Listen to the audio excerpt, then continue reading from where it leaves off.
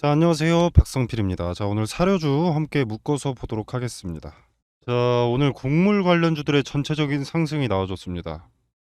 뭐 미래생명자원이라던가 사조동원, 한일사료 팜스토리, 뭐 누보, 한탑, 고려산업, 뭐 대추산업, 대한제당 등등 싹 다 올랐는데, 자, 이유는 명백하죠. 자, 일단 러시아와 우크라이나의 흑해 곡물 협정이 하루를 남겨두고 극적 타결이 됐었다라고 보도된 지 며칠 되지 않아서 러시아가 흑해 곡물 협정 이행을 막고 있다, 협정을 위반했다라는 외신의 보도가 있습니다.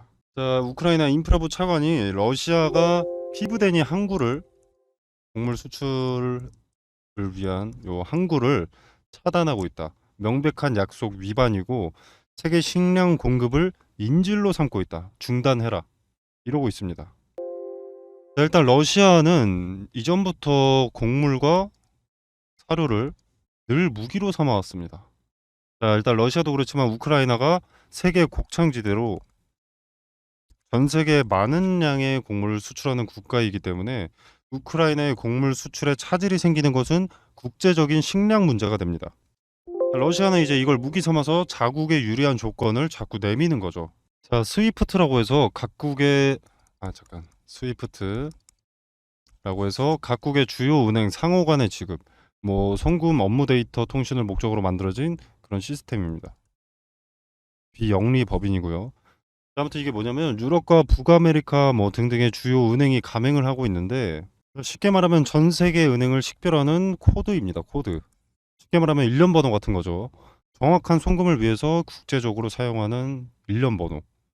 뭐 해외에서 송금을 받는다던가 해외로 입금을 한다던가 이 스위프트 코드를 알아야만 할 수 있습니다. 즉 수입이나 수출 업무에 반드시 필요한 거죠. 자, 근데 러시아 우크라이나 전쟁 발발로 미국과 유럽연합,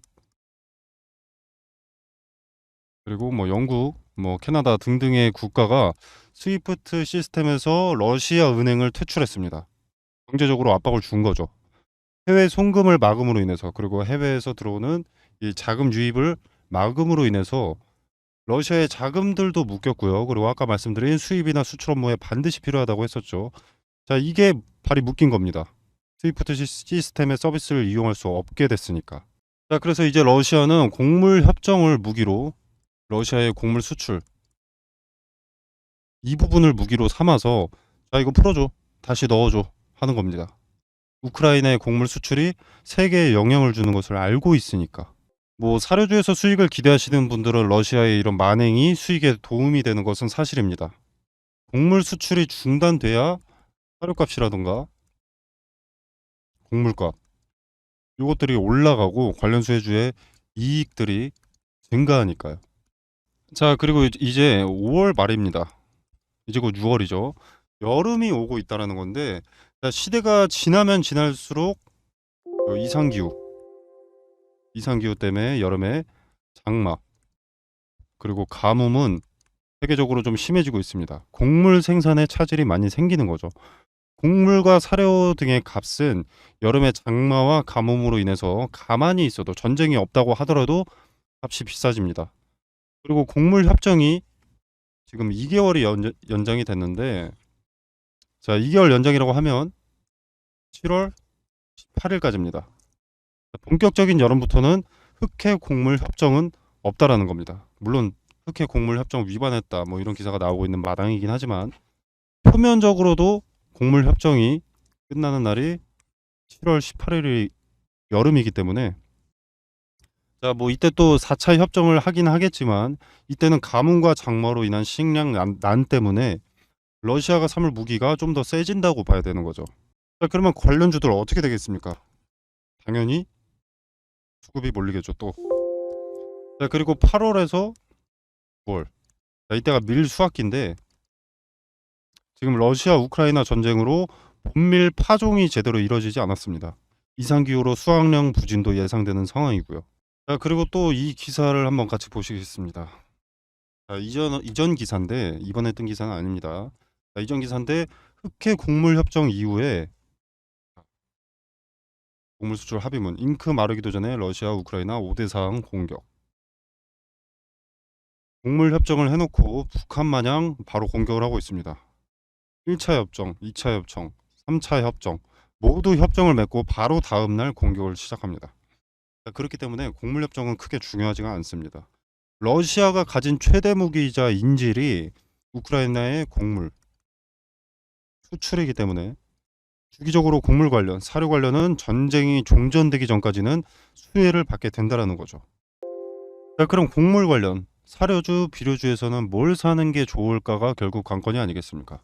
자, 사료주, 비료주는 이전부터 테마주 순환매로 수급이 돌고 돌았습니다. 누구 하나가 대장주다 이런 것이 딱히 없었죠. 사료주 전체가 사실상 규칙처럼 수급이 돌고 돕니다. 전쟁이라는 공통된 수혜가 확실한데 수혜 기업은 많은데 자금은 한정적이고 투자할 품목은 또 많다라는 거죠. 그래서 돌고 도는 겁니다. 수혜를 상대적으로 덜 받은 종목들은 수혜를 못 받아서가 아니라 단순히 수급이 안 들어갔기 때문이라는 거죠. 그래서 돌고 도는 겁니다. 자, 그래서 차트를 한번 보면은 일단은 자, 지금 거래대금으로 봤을 때는 미래생명자원이 가장 많은 거래대금이 실렸고요. 그 다음이 대한제당, 뭐 팜스토리, 한일사료, 누보, 사조동화원, 고려산업, 한탑, 대주산업 등등의 순서로 실렸습니다. 자, 거래대금은 말 그대로 들어온 자금이죠. 급등은 당연히 거래를 동반해야 나와주는 것이기 때문에 요 수급을 봐가면서 들어가야 됩니다.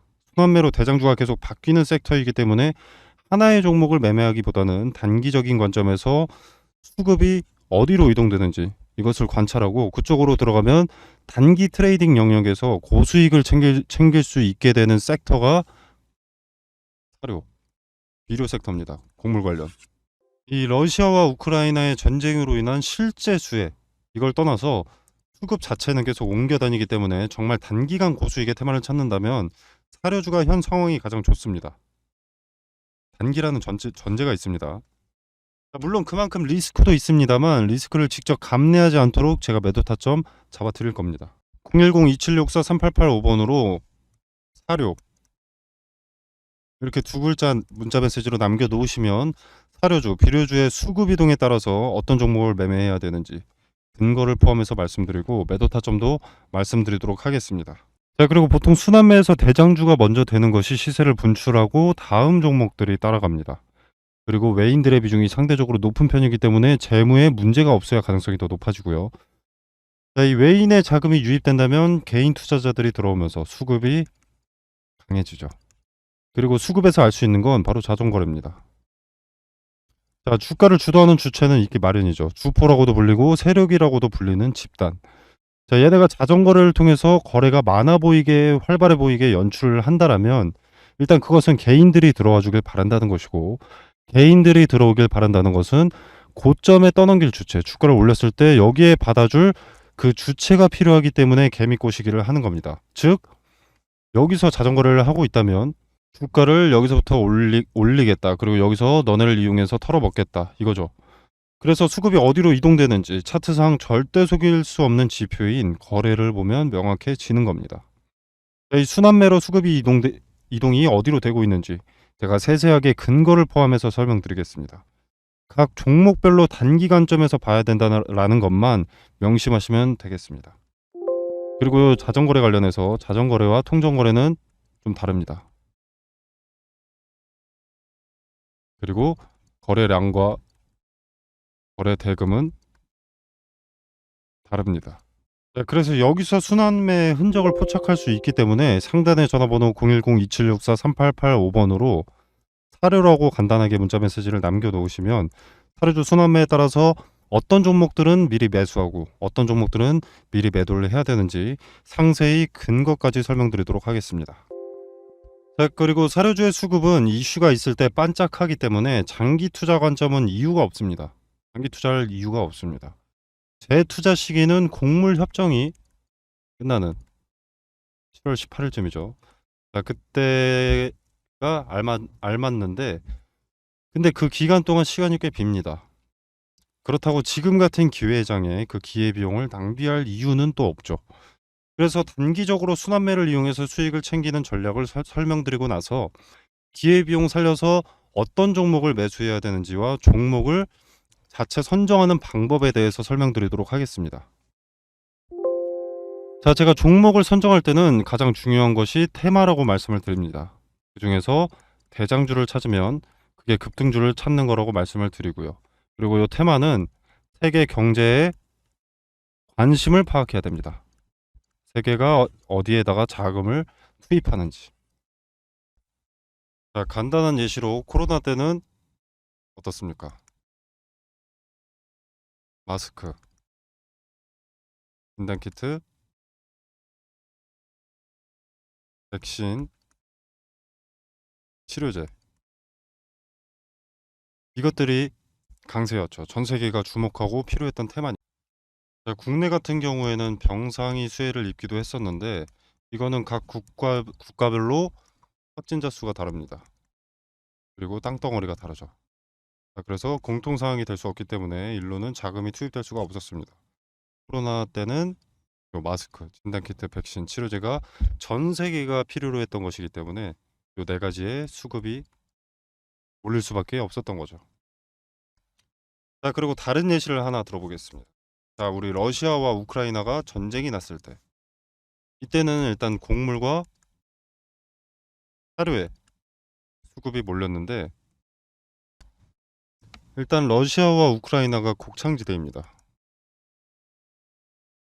곡창지대인 두 국가가 전쟁을 해버리니까 곡물 수출이 나가야 되는데 수출 길이 막혀버린 거죠.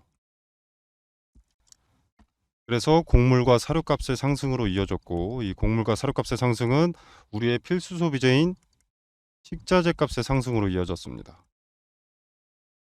전쟁이 우리 같은 일개 국민 한 명의 일상에까지 침범하기 시작한 겁니다. 자, 그리고 값이 오른다는 것은 뭡니까? 관련 수혜주의 이익이 증가한다는 것이죠. 자, 예를 들어서 수혜주가 A라는 상품을 기존에 100원에 팔았다. 자, 그럼 이 100원도 마진이 남으니까 이렇게 파는 걸 텐데 만약에 예를 들어서 400원이 됐다. 그러면 4배나 오르는 거죠. 자, 이렇게 이익이 오른다는 것은 뭡니까? 자, 뭐 파이프라인 확장으로 뭐 재료가 추가된다. 라거나 또는 수요를 맞추기 위한 공급을 위한 뭐 증설 또는 뭐 토지 매입 이것도 재료 추가죠.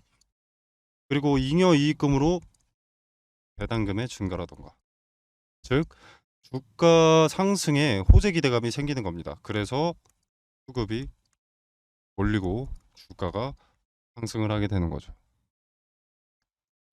그리고 지금은 전기차의 빠른 성장으로 2차 전지가 강세입니다. 현재 진행 중이고요.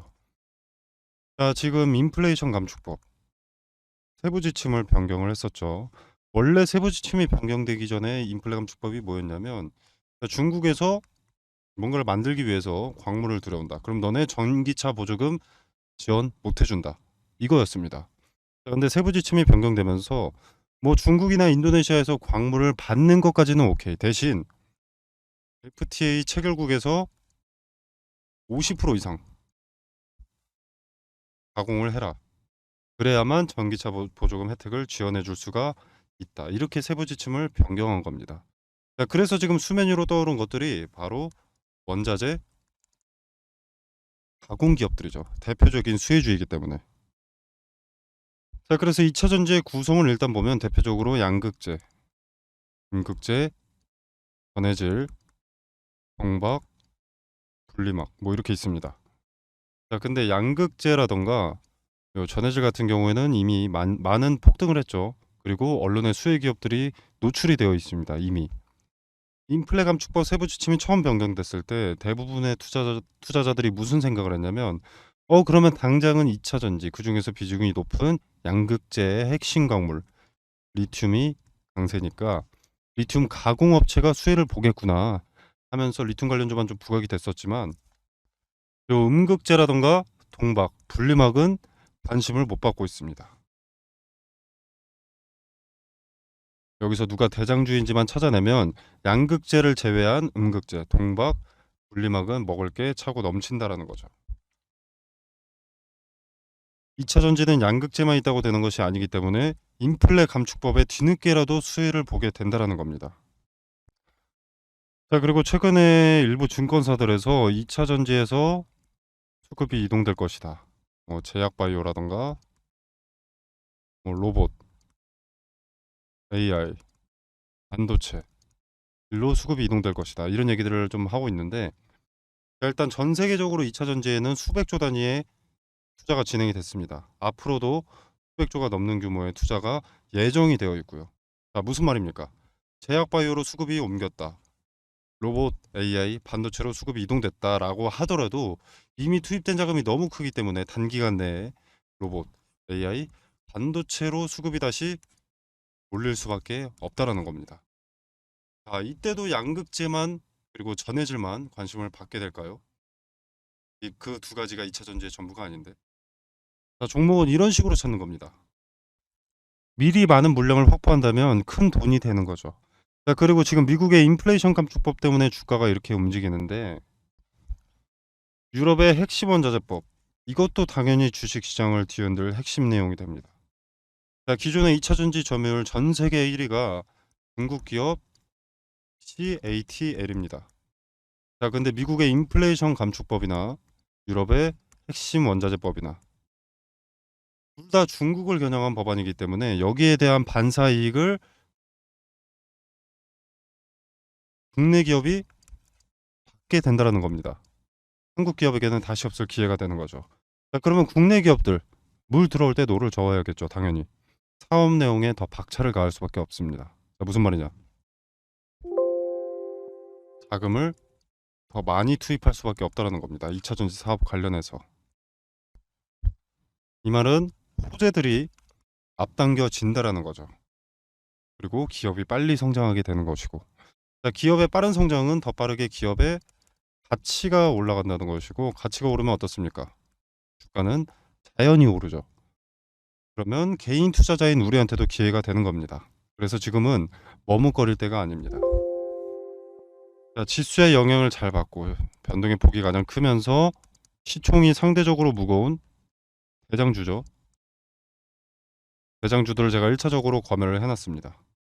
그리고 기업의 재무상 혹시라도 나중에라도 악재가 반영될 것이 있는지를 확인을 해놨습니다. 그리고 뭐 전환사채나 신주인수권 부사채로 장난치는 기업인지 파악을 해뒀고요. 최대 주주들의 과거 이력에 대해서도 좀 조사를 해뒀습니다.